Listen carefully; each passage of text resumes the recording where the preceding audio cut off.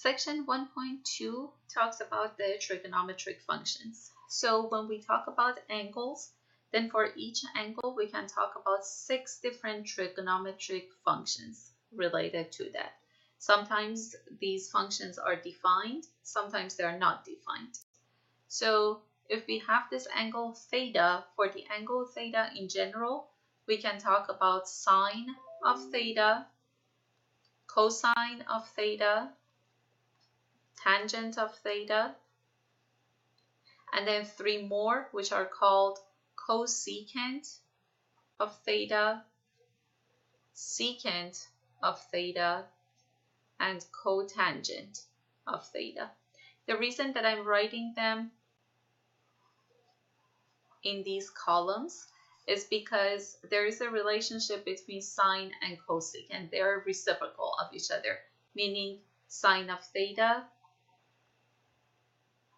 is 1 over cosecant of theta, and vice versa. Cosecant of theta is 1 over sine of theta. Same relationship goes between cosine and secant, that cosine of theta is 1 over secant of theta, and vice versa. And the same holds between tangent and cotangent, that tangent of theta is 1 over cotangent of theta. But in general, what do we do when we have the circle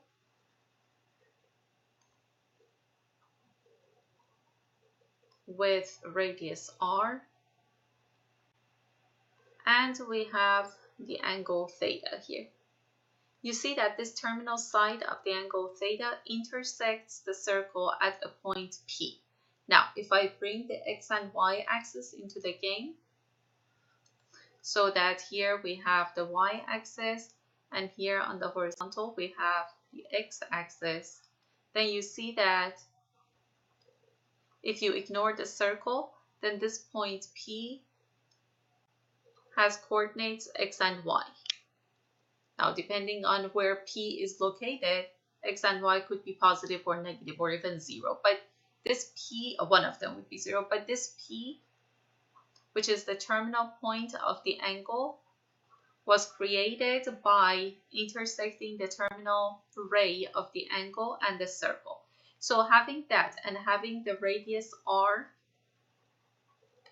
of the circle, there is a relation between these 3, and that is x squared plus y squared equals r squared. Now, in some special case, we have x squared plus y squared equals 1, and that's when we call the circle a unit circle, meaning when its radius is equal to 1. But in general, this is what holds between x, y, and r, how to connect them. So these 6 trig functions are defined based on this x, y, r. So for sine of theta, if the terminal point of theta has coordinates x and y, then sine of theta is y over r. Cosine of theta is x over r.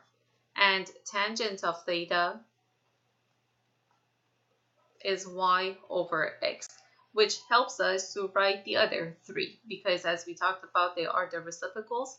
So reciprocal of sine, which we said we call it cosecant of theta,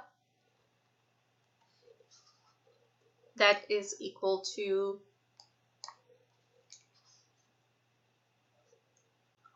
r over y. Then reciprocal of cosine, which is called secant of theta, would be r over x, and cotangent of theta, x over y. So what you always want to do, you want to have the trio of x, y, r complete. So if 2 of them are given to you, you can always find the third one using this x squared plus y squared equals r squared that we talked about here. And as we said, if it's a unit circle, then that's a special case. Instead of r, we just write 1.